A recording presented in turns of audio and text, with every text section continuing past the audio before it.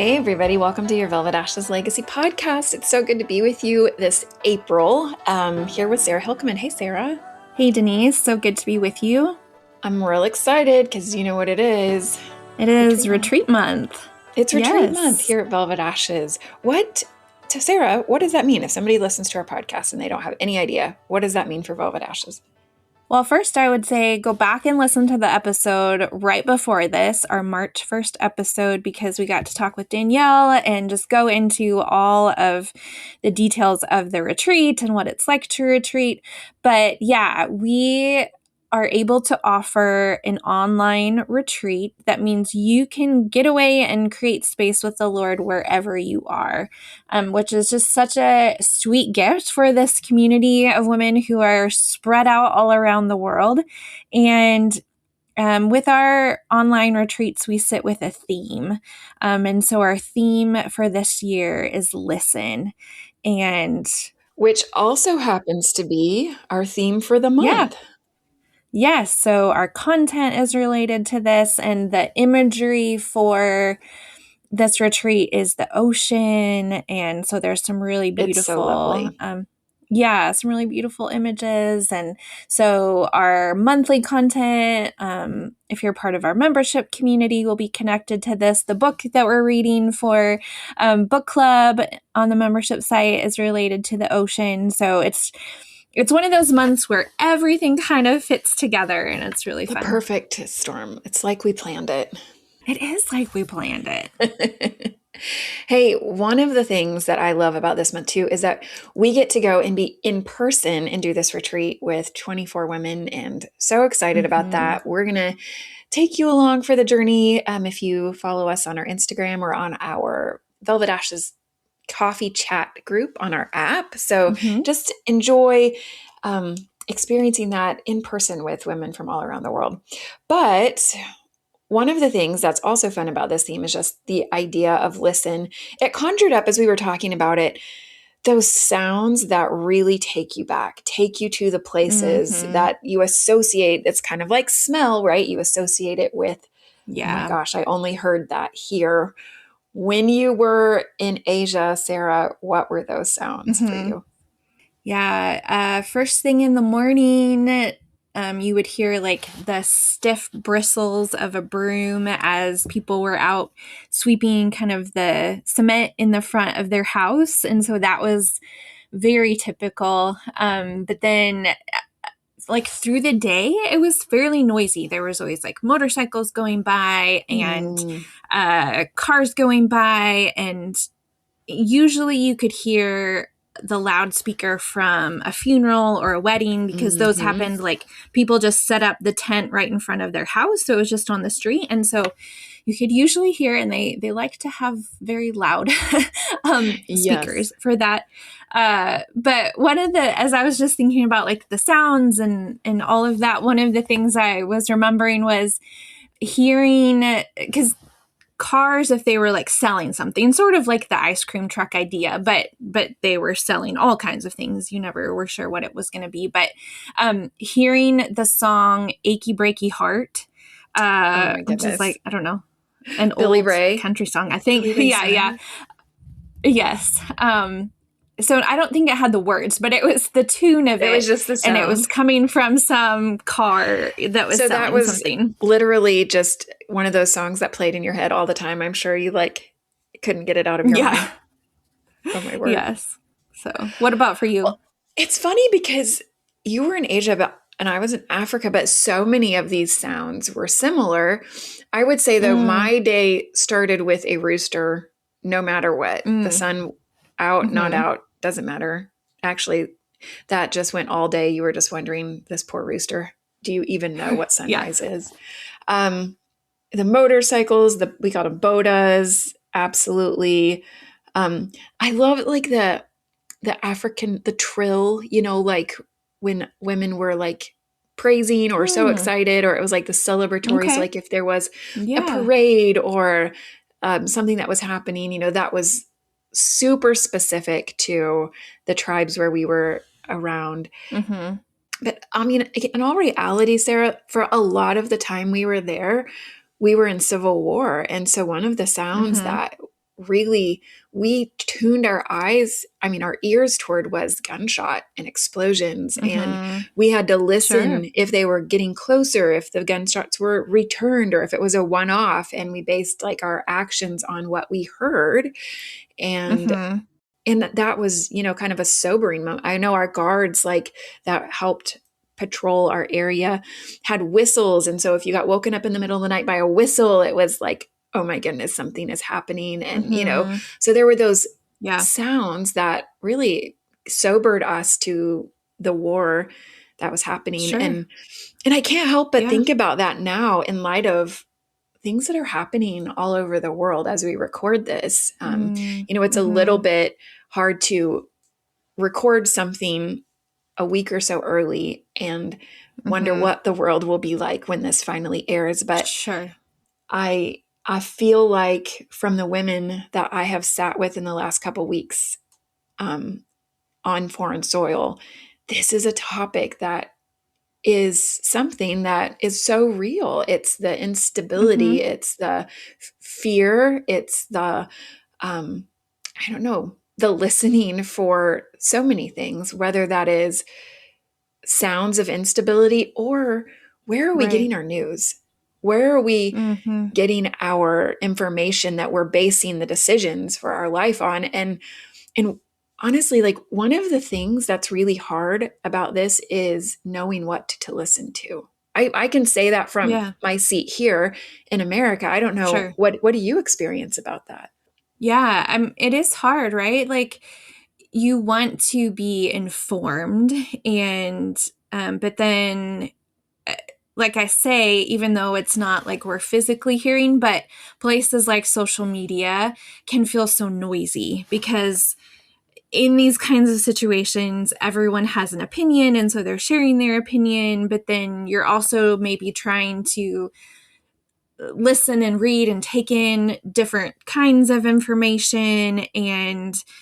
But then, yeah, depending on where you are, like the actual sounds can just like raise your stress level and have so much of an impact on your body. And your Yeah, mind then is constantly going too. And so your mind and body might feel noisy. And so it can be hard to like slow down and listen to what you need or listen to know who to listen to and all of that. right. Well, that's what I think a natural response for wartime and for instability is, if I can just get the right information, if I feel equipped enough, if I know. So you almost open up Mm-hmm. the channels, right? You're like Mm-hmm. grabbing for information, especially if you can't trust that what you're hearing is true, right? So Right. you're opening up all of your channels of communication to try to listen. And what that does to our brains, it puts us in constant trauma, right? Because we're Right. sifting and sorting and there's no peace. And so the reality, like, for women that are listening that are in these places, is not to open up to more, but almost to batten down the hatches and narrow, Mm-hmm. say, I trust this. I trust Mm-hmm. this source. I trust this person, and really close down all of those channels so that you don't Mm-hmm. re-traumatize yourself by an overload of information right now. Sure. Yeah. And really, like, going back to the truth in the word and those scriptures that we have anchored to for generations, that Mm-hmm. are true today, were true then, will be true tomorrow, when we don't know what's true right now. Mm-hmm. So when it feels like I need more information, like, just fight that and go with less. And I think Mm-hmm. the other thing, as we even like talk about this listen right now, is I have heard so many women talk about the tension of what it's so hard to listen to our supporters, our home churches, our people from our passport country that have these really strong opinions that aren't matching up with the reality of what we are experiencing here. Mm-hmm. And it's like, how do I listen well without getting upset? And honestly, like, without Mm-hmm. offending or alienating the reality of supporters that might think Sure. differently and be listening differently. And just like, can we just acknowledge the tightrope that so many of us are walking right now as we Mm-hmm. guard our hearts and also try to shepherd well our families, our supporting churches, our supporters Mm-hmm.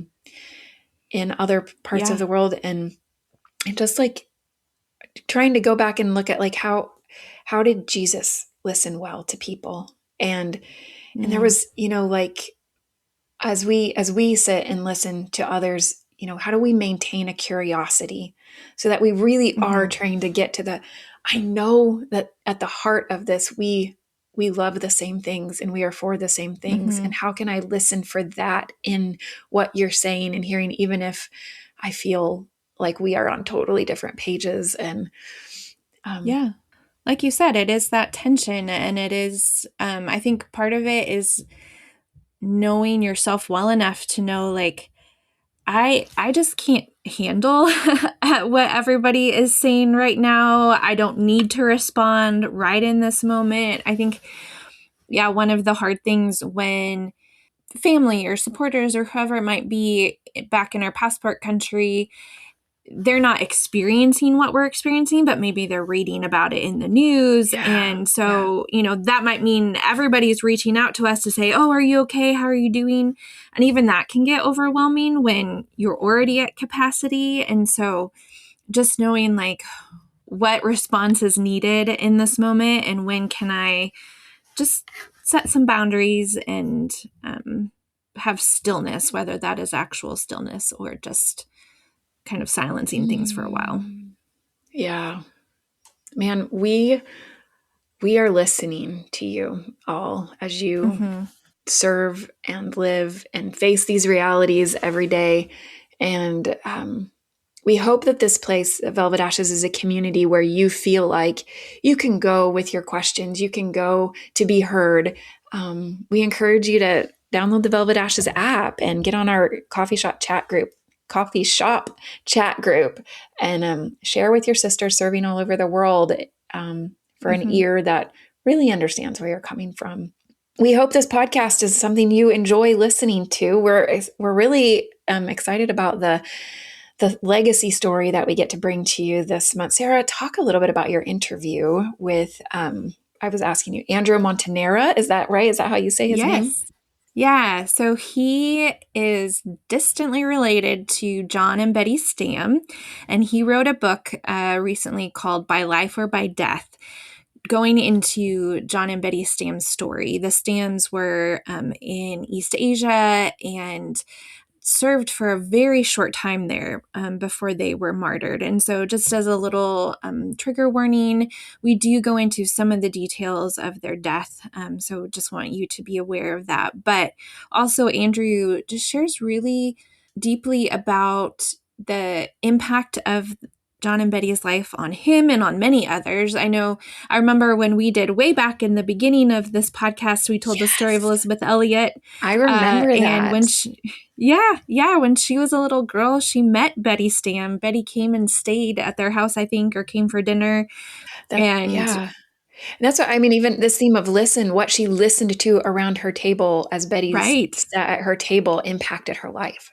Yeah. Yeah. And that's what, as we hear these stories, they can maybe give us courage in the midst of Yeah. something really difficult that we are going through too. And so, yeah, I hope that this interview and this story of John and Betty Stam can be encouraging to you this month.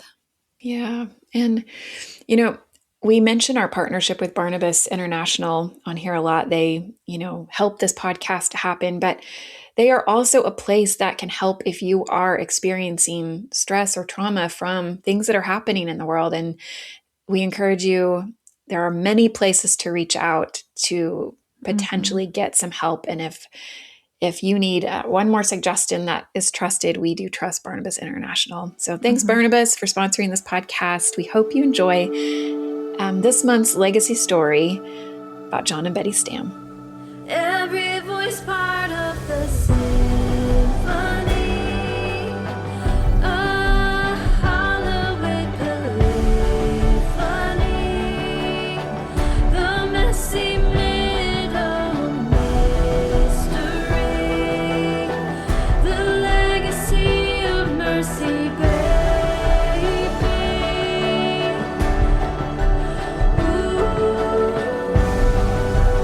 Ooh.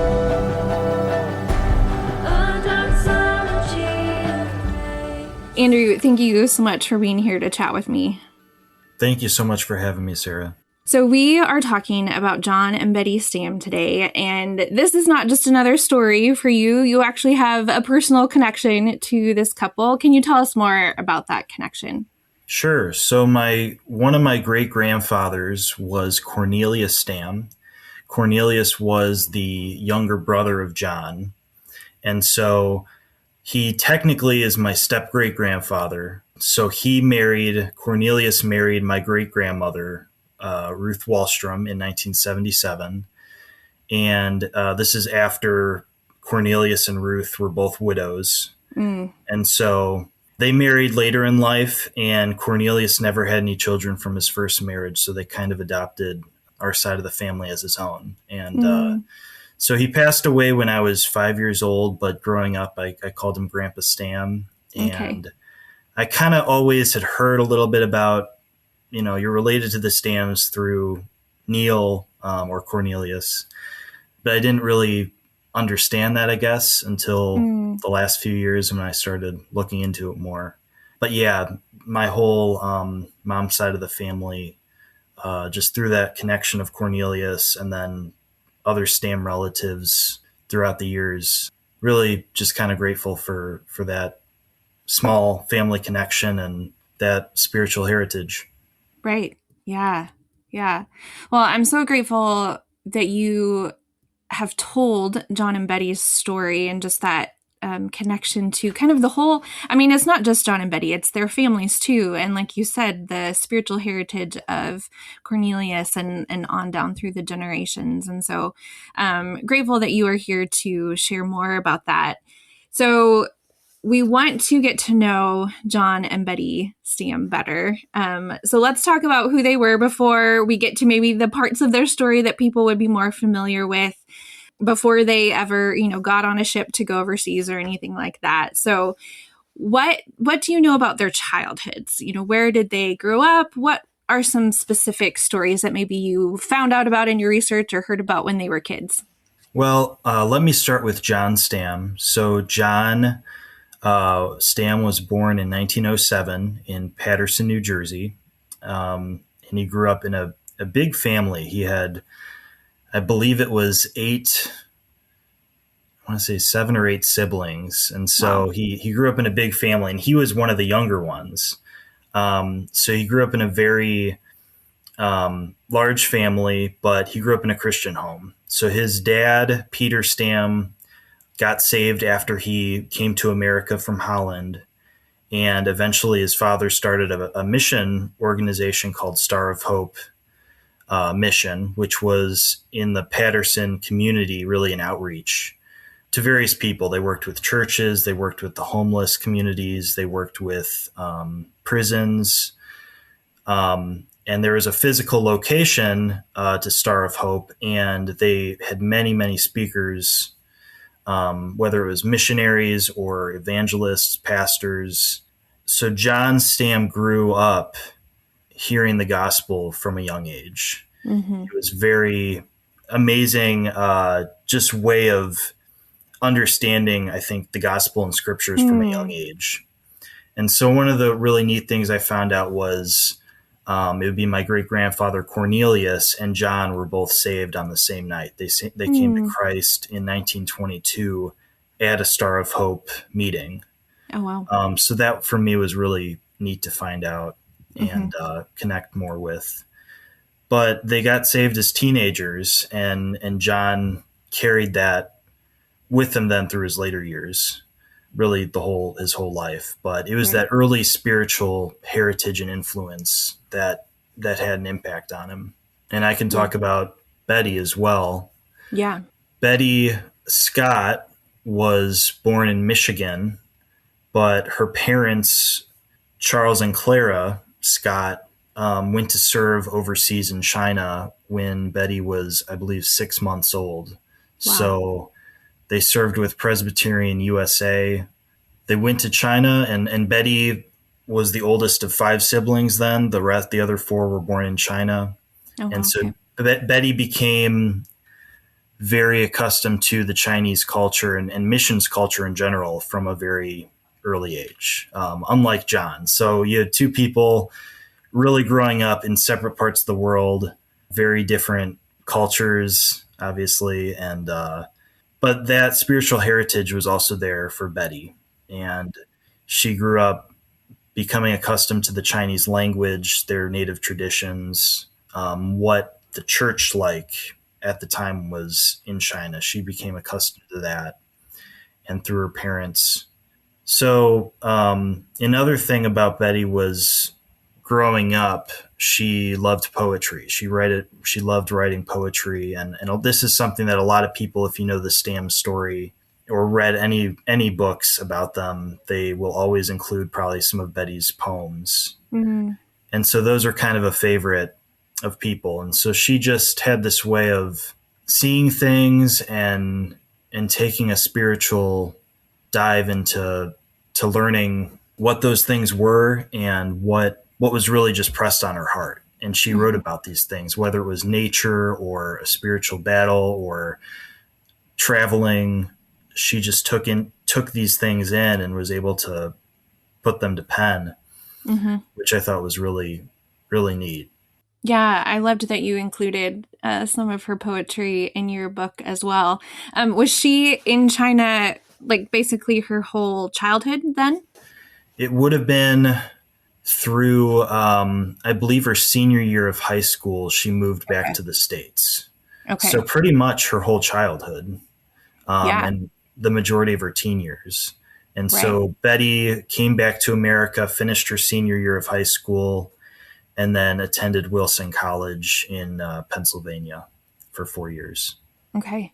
Yeah. So like you said, very different contexts for John and Betty, but also still this heritage and this family sort of culture of serving, of focusing on ministry and people around them and the gospel. So different contexts, but also a similar heart in some ways.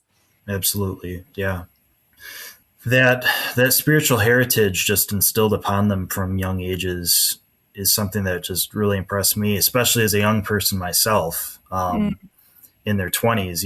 It's like they were in their 20s when they were doing a lot of their ministry work, but just to see how their childhood was, the impact their parents and siblings had on them from an early age, I think should inspire everyone, whether you're a parent or an aunt or uncle or, older brother or sister. You can have an impact on the younger generations spiritually. I just think that's so cool how they took the gospel so seriously from those young ages. And you kind of see that as they get older too, and just what they're able to, as we'll probably get into, just what they were able to sacrifice and putting God before everything else in their lives.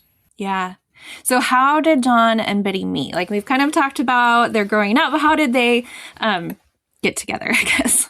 John and Betty met at Moody Bible Institute in 1929.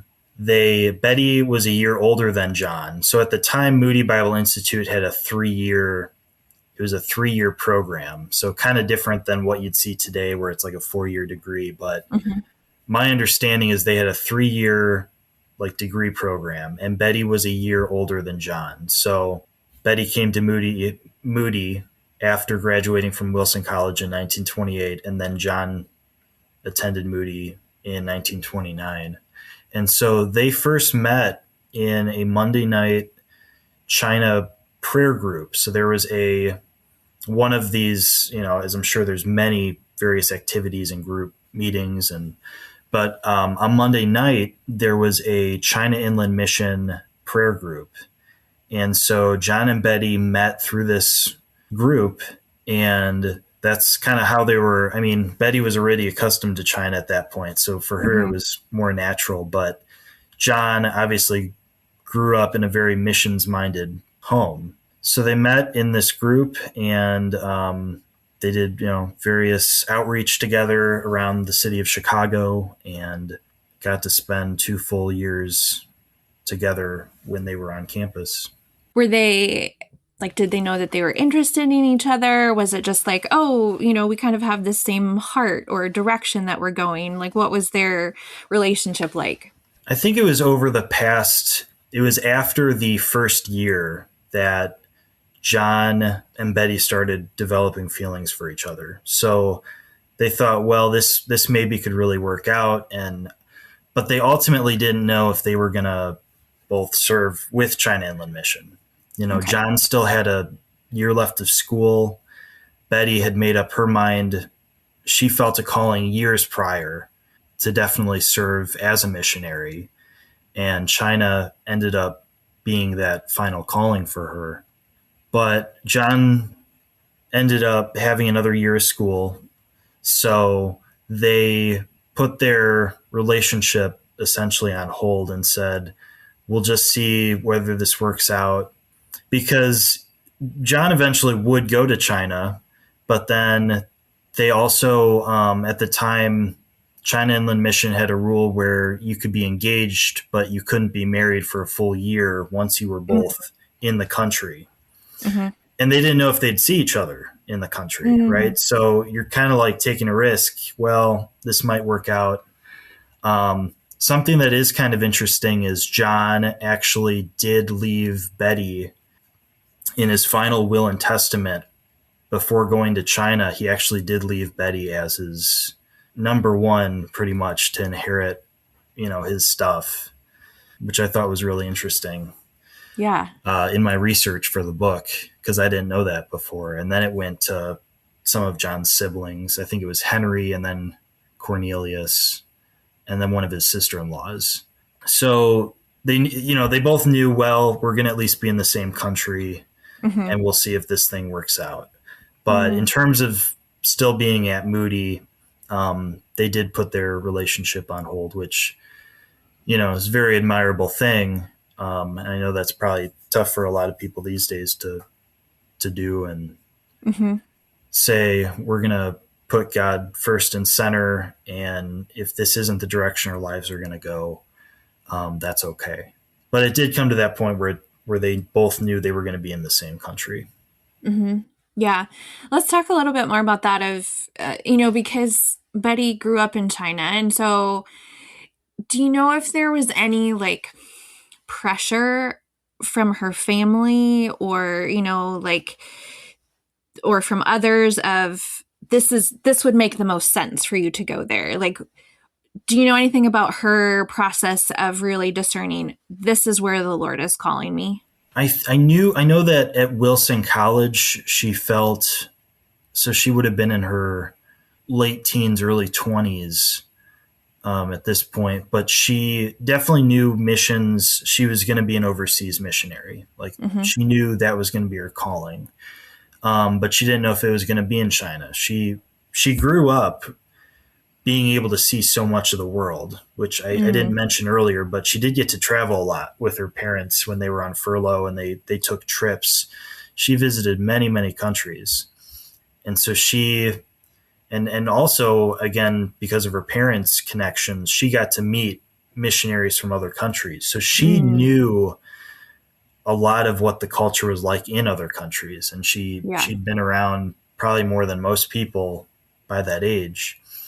But so at Wilson, she definitely knew a calling for missions, but she wasn't sure until Moody that it was going to be China. She just felt there was just so many people over there that she felt she could have an influence on. And especially just being able to be back over there with her parents, I think, was a comfort to her in some way. But I don't think she felt any pressure about it. There's a really neat letter in my book that she wrote to her sister Beatrice, which is, again, kind of me referencing her calling to being an overseas missionary. And I think she says something along the lines of I don't know where I'm going to serve or if I'm going to be an old maid, in some country. But so I don't think there was any pressures there. What about John? How did he, he came to Moody with a heart to go into ministry of some kind or mission specifically. Did he know it would be China, or what were some of the things that influenced him or were part of God's calling in that direction for him? I don't think he had any, I don't think until his last year that he felt the call to go to China. Okay. His dad, I think, wanted him to possibly come back to Paterson, New Jersey, and work with the Star of Hope mission, and possibly take over his dad's ministry because his dad was getting older in age. Sure. And a lot of the older siblings in John's family were off doing their own thing, or in missions work, or in educational work, on the other side of the country from New Hmm. Jersey. So John would Okay. come home for summer and visit his family in New Jersey. So it wasn't really until that last year that he finally felt that calling to serve with China, with Hmm. China Inland Mission specifically, because there's many organizations or ministries that you could Hmm. serve with. But something about that Monday night prayer group, and I Mm. think I'm sure to some degree that Betty did have an influence on that. It's not really talked about in any of the letters or things written prior, but I think just based on what I do know and have read, I think that she definitely had an influence in that decision. But it was totally God first, and Yeah. it wasn't their relationship or feelings for each other at all. Hmm. Yeah. I just admire both of them for holding all of these pieces, right? I think not to take away the importance of marriage and them partnering in the gospel, but them just like holding this before the Lord to say, is marriage part of what your plan is China part of it? Are they put together? And so just their maturity, I guess, to really discern and keep following what the Lord was asking of them is just really impressive to me. It just is very striking to me. Yeah, I fully agree. They committed to serving before their own feelings, and that's something that I think everyone can look towards. And I mean, I think they're great inspirations for that, and you see that a lot in missions history. But their Hmm. story is just kind of unique in terms of you have two separate people coming from growing up in two parts of the world, and then God somehow brings them together, and ultimately, uses their story in the way that He did. That's just a very unique thing. Yeah, it's just so. I guess the culture is so different too, but I don't know. I have a difficult time seeing a lot of people do that today. So, Mm. Yeah. but again, they just their heart for serving others. I think is really meaningful, and just ultimately wanting to advance the gospel into other Yeah. parts of the world. Yes. Can you talk a little bit? I love the story of when so Betty was in China first. She'd graduated ahead of John and gotten to China first, but then they got together when John got to China. Can you tell a little bit about that story of just like because it was really the Lord's timing and really working things out? Yeah, I believe it was John got to China, and Betty had to be in, I want to say it was Shanghai. And Betty was in the town at the exact moment. And again, she wasn't doing work there, but she at this point had been in China for a full year. So you got to understand, she's traveling around and she's with her various friends doing their own thing, but she's in Shanghai. And the day that John's boat arrives to the city, they end up seeing each other. Like they reconnect because they see each other in the same city. And at that moment, I think they both knew it was like God's timing. So Mm-hmm. they got engaged. And then, of course, had to wait a year, as I referenced earlier. So they had to wait a Mm-hmm. year before getting married. But yeah, it's just one of those things. It's like you can't put that on paper. It's like Yeah. too Yes. unbelievable almost. But it worked out. It was just that's why they held off on saying back at Moody, we'll just see where this goes and we'll see Mm-hmm. what God's plan for it is. But yeah, to see each other in the exact at that moment so quick after John got to China, and because John had to travel overseas, like he'd been Mm-hmm. on a multiple weeks long journey on a ship They Right. stopped in Japan. I think they made a couple different stops in China before they got to Shanghai. Mm-hmm. So just the timing of this, it's just incredible.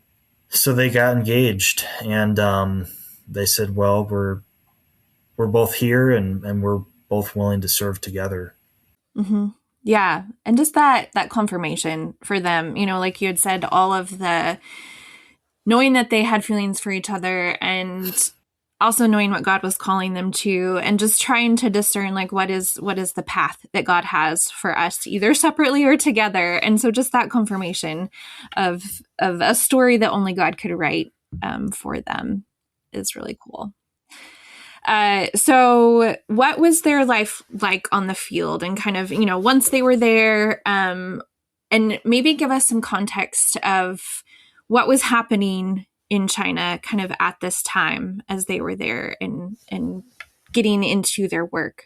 Sure. A few years prior to them even being both at Moody, China was in the midst of this civil war. So China has always had a difficult time with missions and Mm-hmm. especially American missionaries, but the Chinese Civil War was going on. So you had the Chinese Communist Party, and then you kind of had the Nationalist Party, and the Communists were kind of an offset of the Nationalists that wanted to strategically form China in their own way. I'm sure there's lots of history books that could go into that way better than I can tell. And I just kind of tell a very brief overview in my book. But Mm-hmm. at the time, these communist bandits that were kind of an offshoot, they weren't really a well-formed group, but you'd have these very kind of an offshoot of the communists that were very violent people, very hostile, and would kind of stomp over everything in their way. And so they were very hostile toward Christian missionaries, especially Americans. Mm.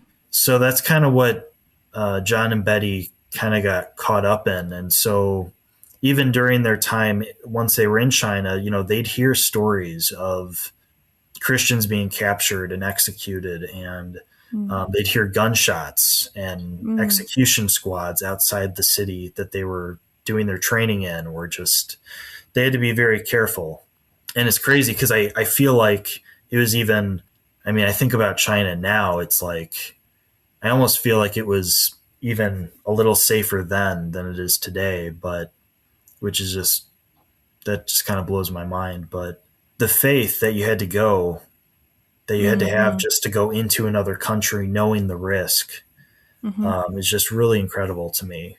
And so John and Betty knew the trials, what might happen to them. They knew the risk. They knew that they'd be putting their lives on the line, just like every other missionary there. So yeah, but it was this kind of tense civil war. This was a few years before. This is like started a few years before World War II. So we weren't there yet, Okay. but this all kind of happened in the late 1920s.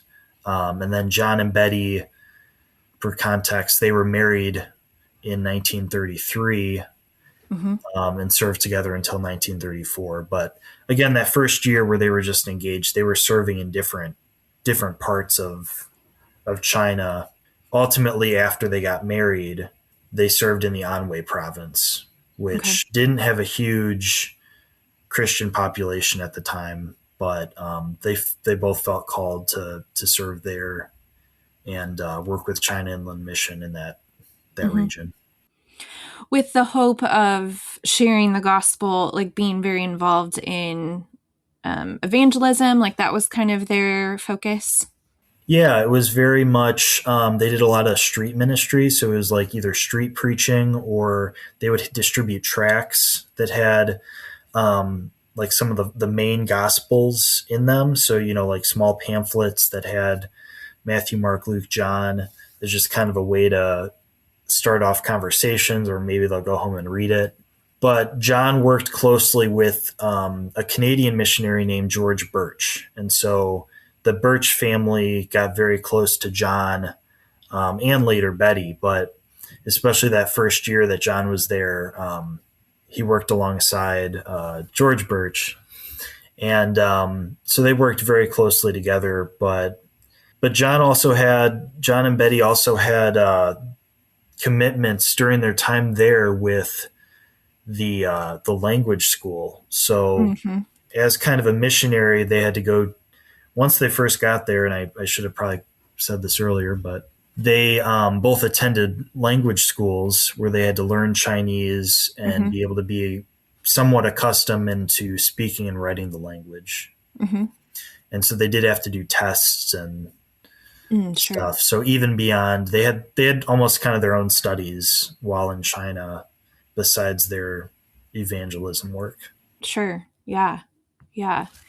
They also had a baby, right? In this time period that we're talking about. So in 1934, is that right? In September of 1934, yeah. So they had a daughter named Helen Priscilla, and she was born September 11th, 1934. So almost a full year after they were married, they had a newborn daughter, and so we can get into because she's just such a part of the Stam's lives and legacy, and just what she became to the world after the Stam's martyrdom and her rescue, which we can get into.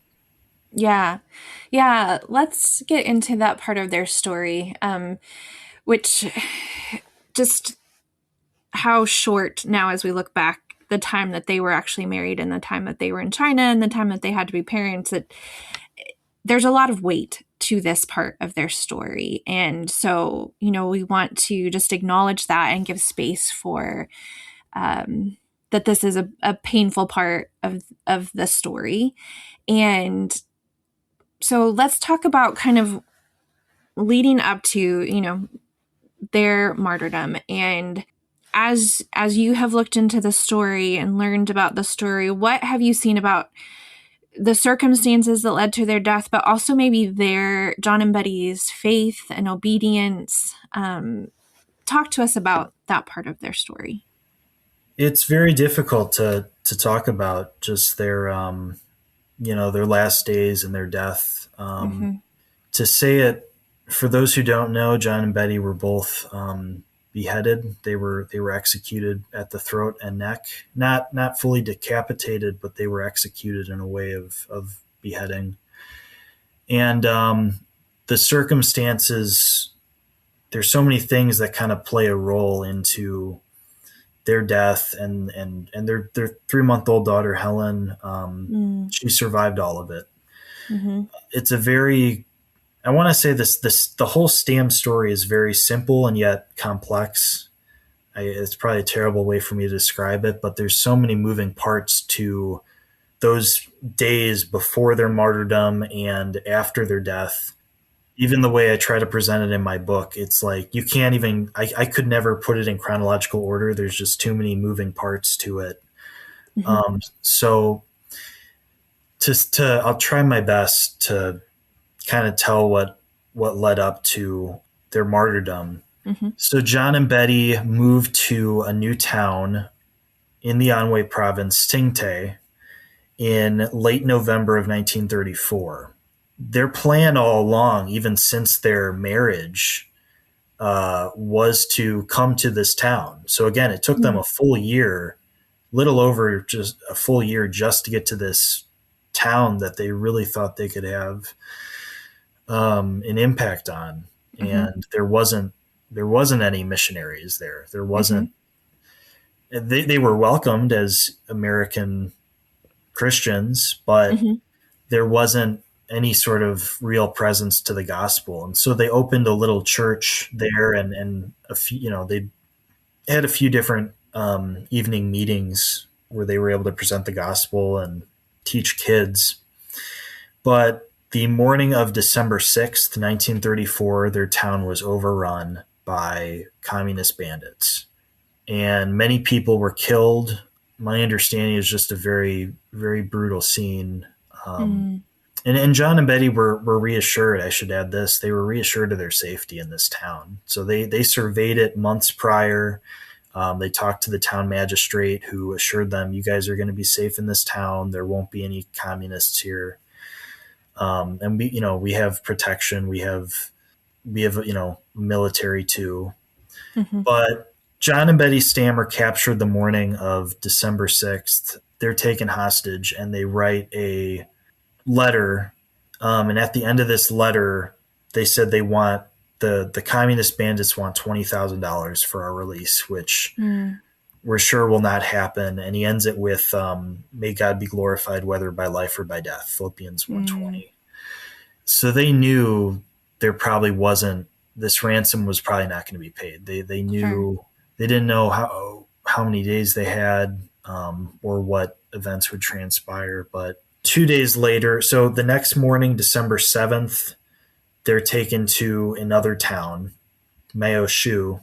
They're held overnight there, and the morning of December 8th, John and Betty are stripped of their clothing, just down to their undergarments, and then led to a long hillside where they're both executed by these communists. And as I kind of referenced, there's a lot of different moving parts to this story. So their 3-month-old daughter survives all of this, through multiple circumstances, multiple people. Someone directly gives their life for Helen, Wow. and someone indirectly gives their life for the person who would rescue Helen. And it's just, for me, even talking about it, I get a little emotional, because it's just, there's so many moving parts, but it's just like, you couldn't write it. It just, it seems so unbelievable that these things would happen, and it's tragic, but their daughter did survive all of it. And so their daughter Helen was eventually rescued by this Chinese pastor named Pastor Lo, who was one of the people who was supposed to meet John in this town to begin with. That was the plan all along. And so just through these set of circumstances, Pastor Lo was able to rescue Helen, who Helen had been left alone, I should say, for about 30 hours without food, without any kind of nourishment, the risk of just, who knows, fire, houses were being set on fire. This was, they were in a war zone, really. Yeah. And Helen survived all of it. And Helen would eventually be brought back to, in the weeks after this, in December 1934, be brought back to her maternal grandparents. So Betty's parents, back to them, and she grew up her first few years in China before coming back to the States. But yeah, it's one of the things that just sticks with you, and why people know the story, is just the brutality of their deaths and their martyrdom. But God ultimately used that. The story of this young couple dying, and then this 3-month-old baby who most of the world didn't even, the story became a big sensation just in the media, in the newspapers and on radio. But people, because of, it's not like they didn't have the internet, they didn't have anything like that. So you can't get a news story in half an hour. It took days for news of their death. First it was they were captured. We don't know what's going on. Then it's, they find them dead. Their daughter's missing. So try to imagine the Stam and Scott families and the friends of these families just for days not knowing what's going on. Right. That's a very scary thing. And just, I can't imagine just the emotional stress that put on people. But my great-grandfather, Cornelius, he was the first person in the Stam family to find out that his brother and sister-in-law were killed. And from there, it just, reached the world and the rest of the country. So at the time, it was just it's a unique story to begin with, but just a very gripping missionary tale. Right. Yeah. Yeah. One of the things, Andrew, as I was reading your book, and I was just so struck by, we've already talked about how the spiritual heritage of both John and Betty's families. And so these people loved Jesus, but they were also very close as a family. Just some of what you included of the correspondence between the siblings and just it was very evident to me that they were families that loved one another. And so I just just felt the heaviness that John and Betty's families must have felt, like you said, in those days of not knowing what was happening and wondering about Helen, and then learning about John and Betty's deaths, and just, yeah, like the weight of that is so heavy, and the impact that must have had on their families. And, part of me is like, God, why? Like, why this couple? They were so young. They had such a devotion to the Lord. And, I just think of what they could have done if they had lived and been able to take all of the training and the effort that they put into their time at Moody and their time in language study and this passion for the gospel. Like, it's hard to understand in some ways, and I'm sure it was hard for many people at the time and their colleagues on the field and friends and family back in the US and in other places. And yeah, there's part of me that just wants to say, Lord, why did it happen this way? And I so appreciate the care that you put into telling this part of their story and not shying away from the hard part of it. Yeah, well, thank you. It's a tough, as you can tell by my reaction. Yeah, it's a tough story just to tell, but it's the truth, and their spiritual commitment to the end is. I love John and Betty's story. I just love their commitment to faith, to what God called them to. And they knew, I can't imagine what it was for them. They were forced to leave their 3-month-old daughter behind, knowing that they probably were going to their death.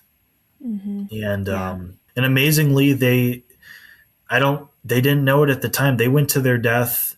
If you read the story, they went to their death, and just before they went to their death, they met the man who inadvertently saved the man who would rescue their daughter. Wow. Again, we don't know why God did these things, but just their story, I should say their martyrdom, really it did have a great impact on their siblings, as you referenced, and their parents. They all felt a strong affirmation of this is what they were called to. And we can see the influence and the impact that it's having all across the world.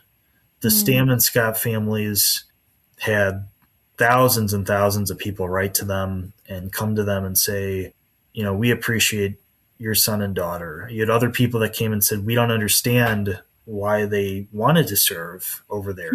Why did they? It's a shame that this young couple died. And their response was always, they love China. They wanted to serve there. It's not a sad thing in the end that they died what they committed their lives to, what they committed their life mission to. And really, and if you want to talk about, we can get into it, just their global impact of, this is a big story in the world. It was in newspapers, and Time Magazine did an article about them, which you didn't see too often, for missionary stories at the time. So it really, John and Betty Stam's martyrdom was really the first big story covered by the media of Christian missionaries who were martyred.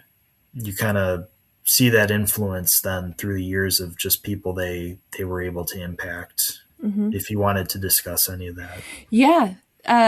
You mentioned several names that probably are familiar to our community and our audience. So one is Elizabeth Elliot, and I loved the crossover of stories and impact. So we've covered Elizabeth Elliot on this podcast and briefly mentioned that she met Betty and was impacted by her story. But do you want to talk about a little bit of like what were some of the responses, the lasting impact kind of through the years of their story? Yeah, the Elizabeth Elliot connection, I didn't even know until I started researching. And I know that Elizabeth Elliot would reference the Stam story either in talks or podcasts of her own, or even I think one of her books references getting gifts from Betty's father and visiting with Betty Scott. But it's kind of one of those. I think it's one of the coolest crossovers in missionary history. To think that Elizabeth Elliot, who at the time was Elizabeth Howard, right, met Betty Scott when Elizabeth Howard was 4 years old, and had dinner at their Pennsylvania home. It's just one of those really neat things. And so in the book, what was really cool is the Howard family actually was able to share with me their guest book. And so I actually put the dates that they met in my book. It's already probably so detailed, or overly detailed, but I have the exact dates that Elizabeth Howard met Betty Scott and her family. So for me, that was just so cool to have, that support and just be able to share that and really put in my book, really just to preserve it. Right. Because that I felt was really important. And in my book, I don't even mention that it's Elizabeth Elliot. If you're reading it and you've no idea of their connection, I don't even reference it. I reference Betty Scott's prayer, which became a later favorite of Elizabeth Elliot and really adopted that as her own life prayer. But that was just something I felt really cool connection, and just one of those things that, again, is just an encounter that God used to influence, because so many people know Elizabeth Elliot's name and her own work, but to know that she was influenced by the Stams, I just felt that was really, really special. Well, and just knowing what, obviously was going to happen in Elizabeth Elliot's story with her husband, Jim, and the other men that were killed in Ecuador. And so I can imagine that, at least for us, there's probably not a lot of missionary martyrs that we have encountered, like that their stories were so intertwined that I'm sure Elizabeth Elliot found great comfort in the words of Betty Stam and the story of John and Betty. And that there was something in the mirror of their story that was comforting to her. No, I would agree. It's, and I think that's why she later referenced it, that childhood is so many things happen in people's childhood that really stick out. And that was one of those key events. So I know that Betty Scott had, and then obviously just with John and their martyrdom, had a great influence on Elizabeth Elliot, as did Amy Carmichael. I know growing up, Amy Carmichael was that other influence, and she wrote, about her and did a biography later in life. But that was, it's just one of those really neat things God used. Yeah. Do you know what the impact was in China for, I know there were a lot of Chinese believers connected and woven into the story, and people who were not believers who witnessed John and Betty's death. But do you know some of the lasting impact in China from their martyrdom? I know that their martyrdom had a great impact on China at the time, and many people gave their life to Christ. People who witnessed their martyrdom, people who heard about it, because it first became such a big thing over there before it even came to the States. And it was a way for a lot of people in China then, other missionaries were able to evangelize using the Stam story. Um, the year, it's pretty incredible because even before a full year had passed after their deaths, there was already 2 books published Mm. about them: The Triumph of John and Betty Stam, and then John and Betty Stam Martyrs. So 2 books were released already by December of 1935, and that helped also spread their story. And tens of thousands of copies of that were in print at that time. Mm. So I think those 2 books had a really lasting impact and be able to be used as a witnessing tool to others. I can't say for sure what the impact is today. I've never even been to China. I didn't get to go, especially since COVID. Sure. Someday I'd like to visit. I've gotten to go to other countries in Southeast Asia, but I personally don't know. I don't think we'll ever know, though. I Sure. don't think we'll Yeah. ever know the extent of their impact. Hmm. But the name Stam is still so widely known. Even if you Mm. just know they were missionaries, Right. missionary martyrs, or they had a daughter. And for me, I just think that's really meaningful. I Right. reference those 2 books, and those 2 books have had a great impact on many Christian teachers and preachers over the years, whether it be John Piper or Chuck Smith of Calvary Chapel. Those Hmm. books have kind of lasted and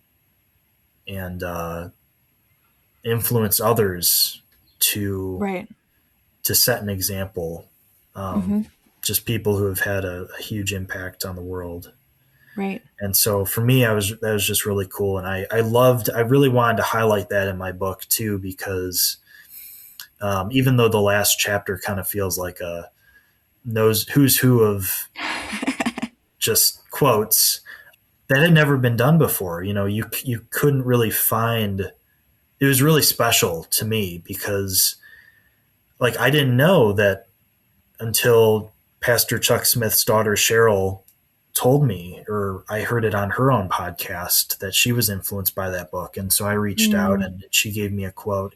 I had no idea. I don't think anyone Right. did, really. Sure. So Erwin Lutzer, who was pastor of Moody Church for many years, he gave a quote for the book. So I know he kind of discovered the Stam story after being pastor of Moody Church, but I just thought that was another really cool connection. So It speaks to their legacy when you kind of see like all of these different stories and even different generations of people discovering their story or being impacted by their story, that their legacy continues of their faith and their obedience. So yeah, it is powerful when you see, a chapter devoted to people who have been impacted by them, and then also knowing like, because a lot of these are names that at least those of us in the US recognize as people who have had influence or still are still influential.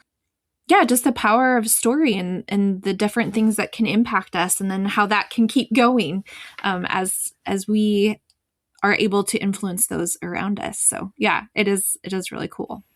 absolutely, yeah. I was just grateful to be able to include those, and I really wanted that to be there to preserve a part of their legacy. Andrew, I want to just touch on, you've talked a little bit about just the impact on your own life of growing up, knowing some of the stories and the family connections.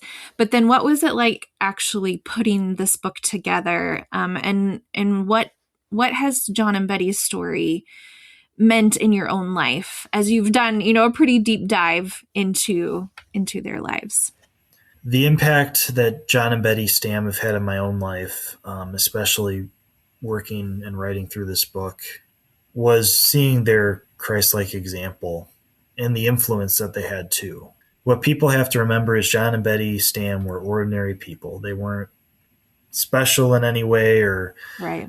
as history has shown, as missions history has shown, God uses ordinary people to accomplish amazing things. But what you can look at in their lives, and I kind of say this in the preface of the book, is whatever stage of life you're at, if you're married, if you're single, if you're young, if you're older, you can find something in their story that you can identify with. Mm-hmm. And I think that's really cool that God was able to use so many things in their own lives, whether it be coming to faith at an early age, growing up in a Christian home, having those early spiritual influences, or their own writings. Mm-hmm. God, you can probably identify with something in their lives, or even just their martyrdom and the rescue of their daughter. That's what a lot of people at the time were able to identify with, and they were able to follow. Wow, even non-believers, they saw, they would see in a newspaper this little girl survived. I want to know about this, and I kind of want to follow her as she gets older. The interest in their lives and what made them want to actually go to China and serve and be willing to sacrifice so much. That's really what had a great influence at the time. And so for me to see all of this in my own life has just been very meaningful.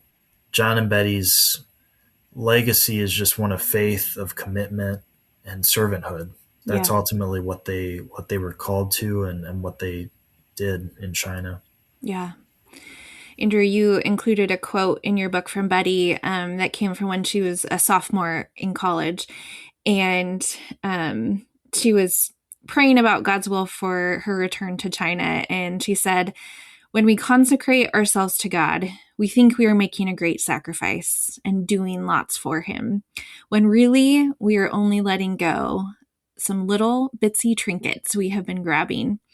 And when our hands are empty, he fills them full of his treasures." And I just keep thinking about that of, we can say that John and Betty made a great sacrifice, but just that picture of them opening their hands for what God had for them, letting go of being close to family, or letting go of what they could have had in the U.S., or even having to let go at the end of their daughter, and really seeing the treasure of their faith and their relationship with the Lord. And there are a lot of questions, perhaps, of why, and we can see all of the impact. We can still wish maybe that the story had gone differently, and just hold all of that together, and also look at our own lives and say, what do we need to open our hands and let go of, where we think, we have this great thing, and really in comparison to the treasure of the Lord, they are small things. So I am just so grateful that you have written John and Betty's story so that it can impact many more people, perhaps people who didn't know their story before, that, wouldn't have picked up the books from, the 1930s, who maybe didn't know their story. And so, just super grateful that you have shared it with us today, but also have written this that we can go back to. Well, thank you. It means a lot to me. I'm grateful to share about it. Friends, thank you so much for listening, and we hope that you'll join us next time for the Velvet Ashes Legacy Podcast. Every voice part of the city.